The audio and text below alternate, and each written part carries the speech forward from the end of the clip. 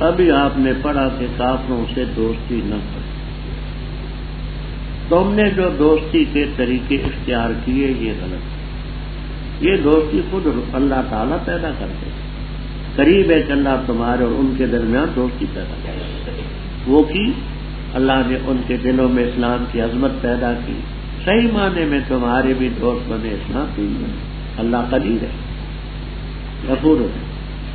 آگے ضابطہ رب نے بتایا کہ اللہ تعالیٰ ان لوگوں کے ساتھ تمہیں منع نہیں کرتا دوستی کرنے سے جو تمہارے ساتھ دین کے سلسلے میں نہیں لڑے، گھروں سے نہیں نکالا، کہ ان کے ساتھ حسن سلوک کرو اور ان کے ساتھ انصاف سے برتو.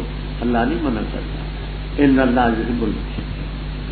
سمجھانے کے لیے کہتا ہوں، مثلا جاپان کی حکومت ہے یا اسی طرح چین کی حکومت ہے، قریب کے زمانوں میں ان کی